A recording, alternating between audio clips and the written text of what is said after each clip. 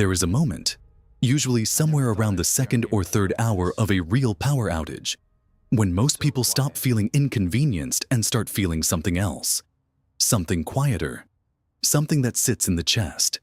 It is the feeling of realizing that almost everything in your home depends on something you cannot control, and that feeling grows faster than most people expect. This video is not about doomsday. It is not about apocalypse scenarios or hiding underground. It is about the 10 mistakes that ordinary, intelligent, well-meaning families make during blackouts. Mistakes that turn a manageable situation into a genuine emergency. And what makes these mistakes so interesting is that almost none of them are obvious. Most people make them without realizing it until it is too late.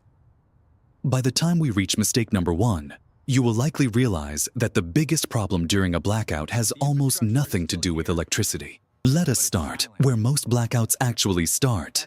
The United States experiences more power outages than any other developed nation in the world.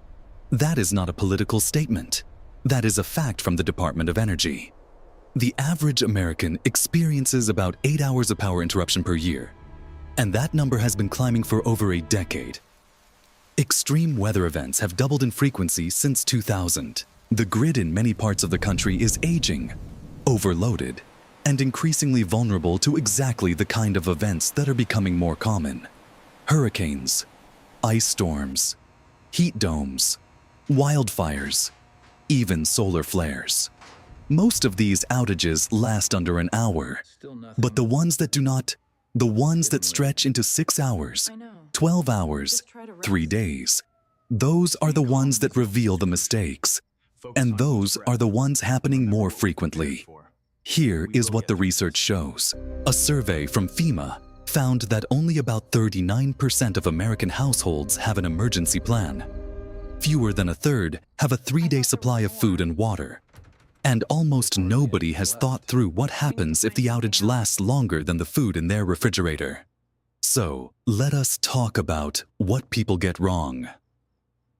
Starting with mistake number 10. Most people treat the first hour of a blackout like a waiting game. The power goes out. They pick up their phone. They check social media. Maybe they look up the utility company's outage map. And then they wait. They assume it will be back soon. This is the first mistake, and it is the most expensive one in terms of time. The first hour of a blackout is actually the most important hour you have. It is the window when you still have full phone battery, still have daylight, still have cold food, and still have every option available to you. What smart families do in that first hour is dramatically different from what most families do. They locate every flashlight and candle in the house before it gets dark. They fill bathtubs and large containers with water before pressure drops. They move critical items from the freezer to the coldest part of the house. They charge every device that can be charged with whatever battery remains. They assess the situation before the situation starts assessing them. The average family wastes the first 60 to 90 minutes of an outage doing nothing strategic. By the time they start making decisions, they are already behind. The flashlights are missing. The candles are buried. The phone is at 40%, and the sun is going down. This is not about panicking early. It is about moving with intention when you still have every resource available. Mistake number 9 is one that most people would never predict until they experience it, and it has to do with food safety. Specifically, it has to do with a false sense of food safety. The general rule that the USDA and food safety experts use is this: a refrigerator that stays closed will keep food safe for about 4 hours. A freezer, if full, can hold safe temperatures for roughly 48 hours. Half full, closer to 24. These numbers matter, but they are not the mistake. The mistake is what people do with that information. Most people open the refrigerator repeatedly during the first few hours of a blackout to check on things, to grab small items, to assess. Every time that door opens, cold air escapes and the clock accelerates. What feels like a harmless check is actually shortening your safe window by minutes, sometimes more. After 3 or 4 hours of casual door opening, the 4-hour rule can effectively become a 2-hour reality. There is also a subtler mistake hidden inside this one. People tend to trust their senses too much when evaluating food safety. Meat that smells fine can still carry harmful bacterial loads if it's spent time above 40 degrees Fahrenheit. The danger zone for bacterial growth is between 40 and 140 degrees, and bacteria can double in number every 20 minutes inside that range. Food can look and smell completely normal and still be the thing that sends someone to the hospital 2 days later. During longer outages, more people are treated for foodborne illness than for almost any other blackout-related health issue. That is not a dramatic statistic. It is a quiet, uncomfortable truth about how confident people feel in their own kitchens. Mistake number 8 is about light, and it sounds almost too simple to mention. But it is where families make decisions they immediately regret. When the power goes out, most people go directly to their phones for light. This is efficient in the short term and deeply counterproductive in the longer term. A phone screen on full brightness can drain a battery in 3 to 4 hours. In a blackout of unknown length, your phone is potentially your most critical communication and information device. Using it as a flashlight at hour 1 means losing it as a tool at hour 5. The deeper problem is that most American households have dramatically fewer backup light sources than they think. A survey of household emergency preparedness found that the average home has about 1 working flashlight. 1. Not per person, per household. And roughly half of those have batteries that are either dead or weak. Candles exist in most homes, but matches and lighters are frequently missing or buried. Headlamps, which are far more practical than handheld flashlights, are owned by a very small percentage of households. There is also a psychological dimension to darkness that most people underestimate. Extended darkness is genuinely stressful.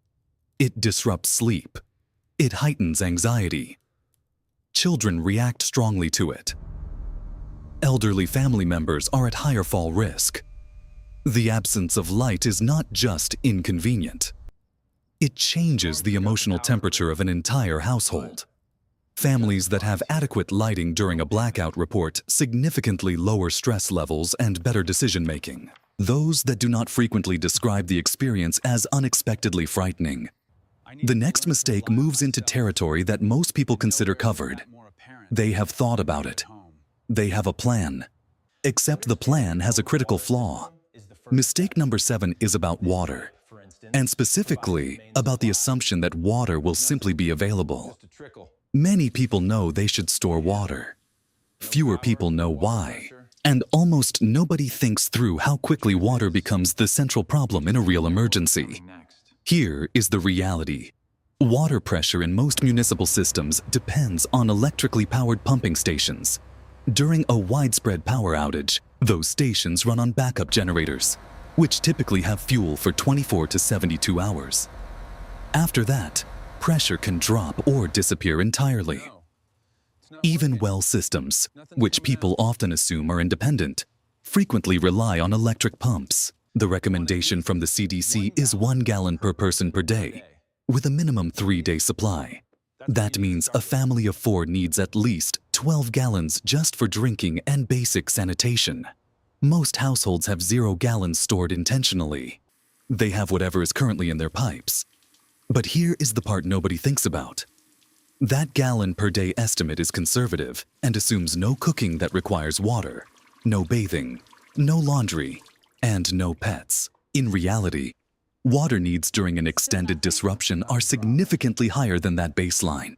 Add in the stress of managing a household without power, the potential need to flush toilets manually, the hygiene requirements for avoiding illness, and 1 gallon per day per person starts feeling very thin. The bathtub trick works, but only if you fill the tub before pressure drops. And most people wait too long. Mistake number 6 is about generators, and it is one of the most dangerous mistakes on this list. Generator sales spike dramatically after every major storm. After Hurricane Sandy in 2012, after the Texas freeze in 2021, after every significant weather event, hardware stores sell out of portable generators within hours. People buy them without fully understanding how to use them, and every year, the consequences are severe. Carbon monoxide poisoning from improperly used generators kills dozens of Americans annually and sends thousands more to emergency rooms. The Consumer Product Safety Commission has documented hundreds of deaths over the past 2 decades directly attributable to generators operated too close to homes, inside garages with doors open, or in enclosed spaces where fumes accumulate. Carbon monoxide is odorless and colorless.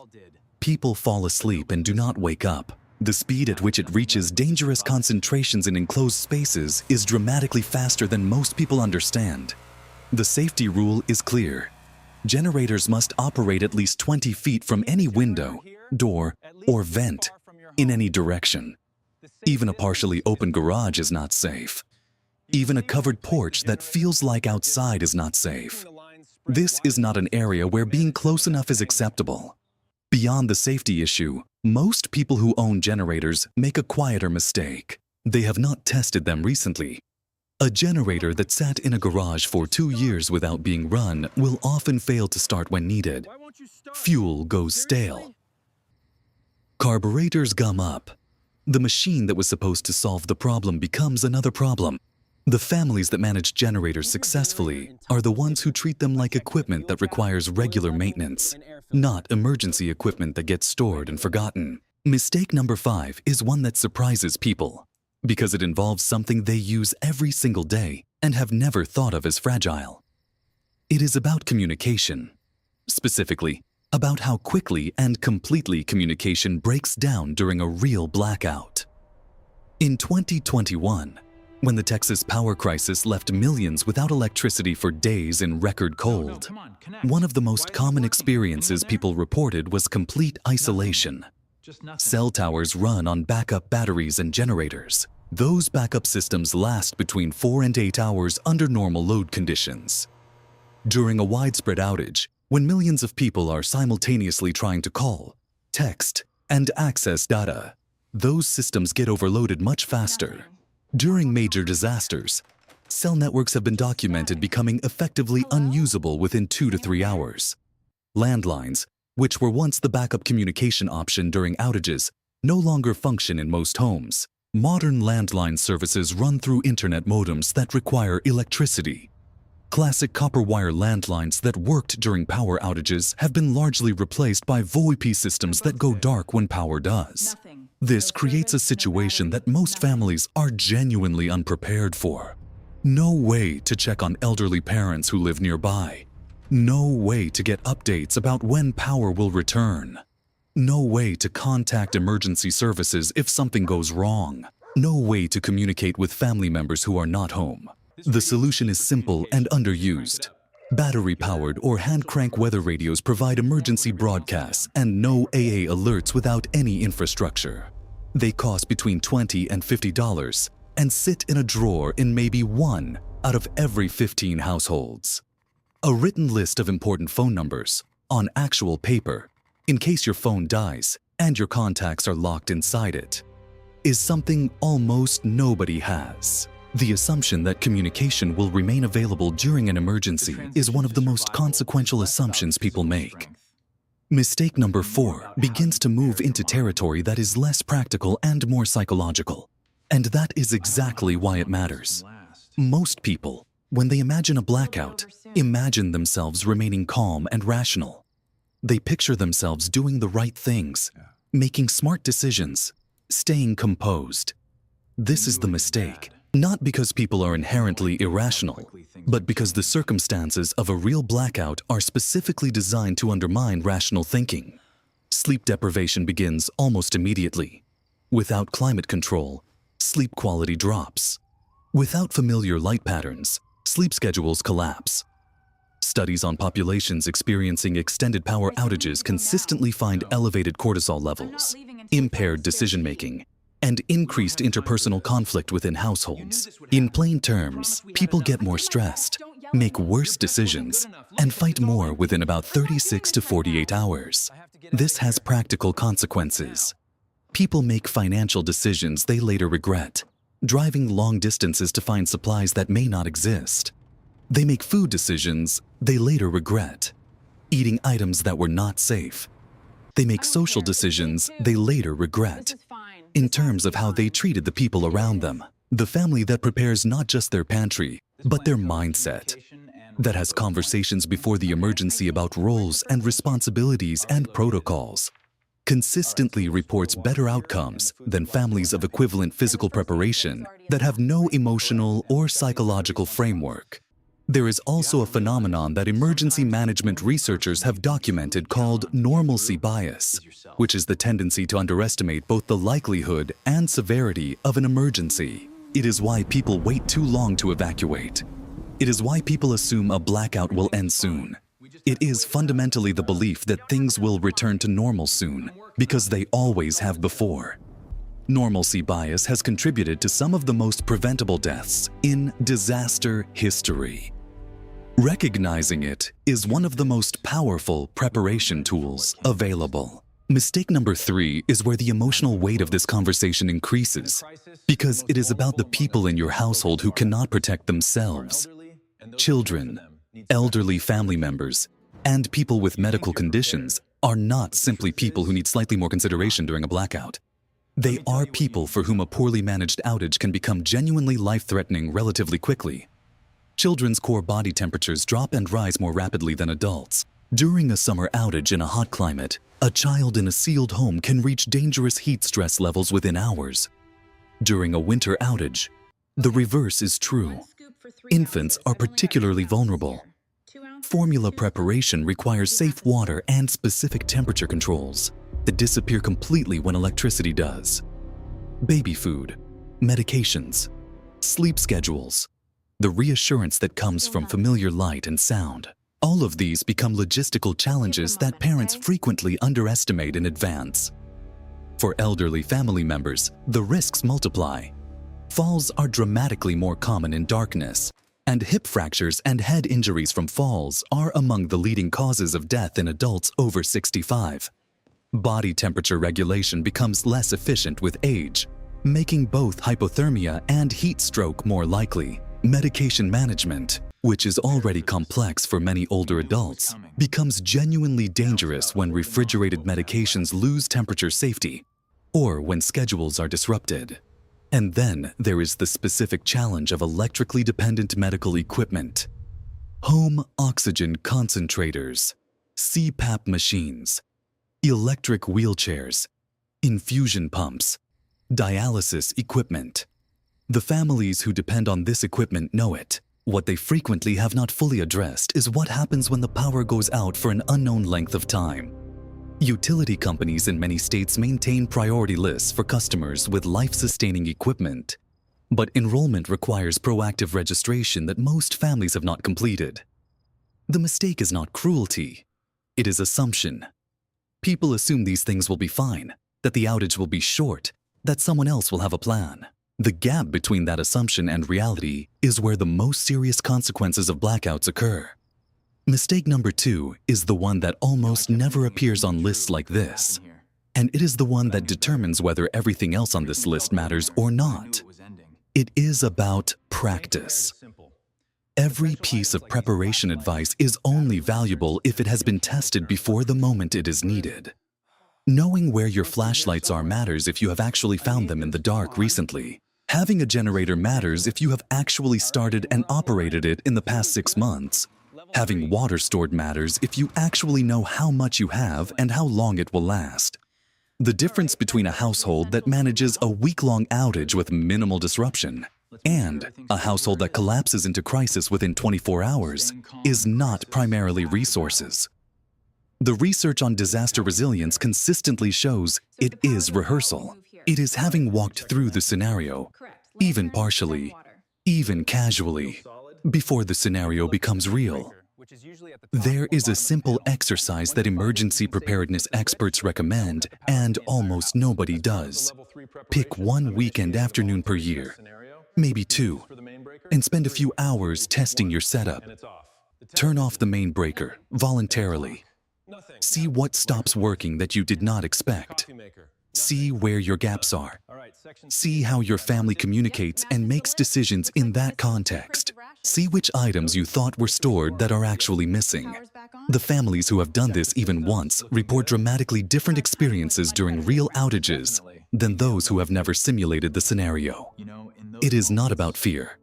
It is about closing the gap between the plan you think you have and the reality of what you actually have. And now, mistake number one.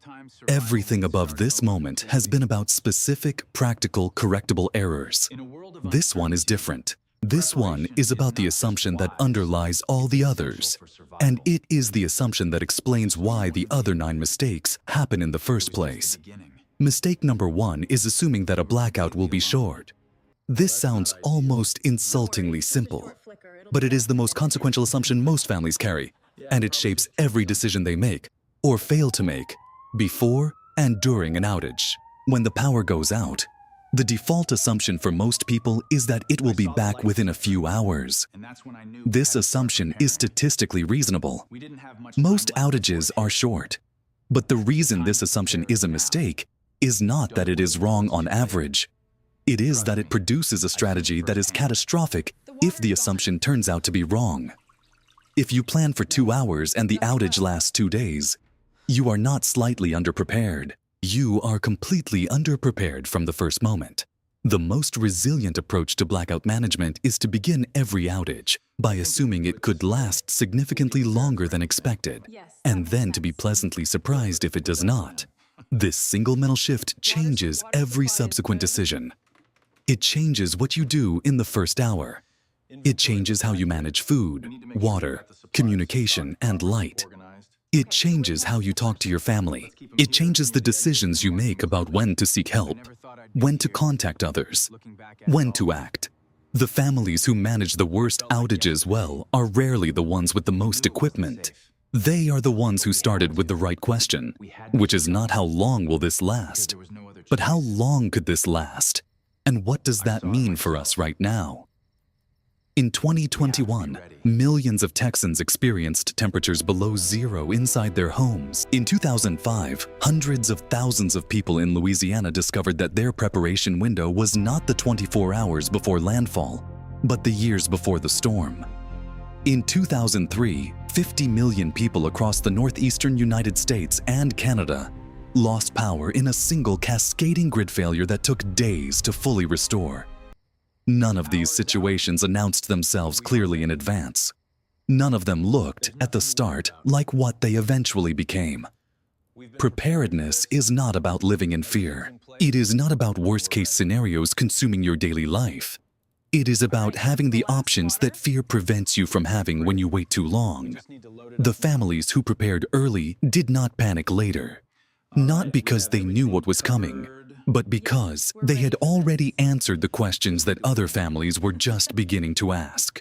The most honest thing anyone can say about a blackout is this: you will not know how long it lasts until it is over. Everything before that moment is a decision made in uncertainty.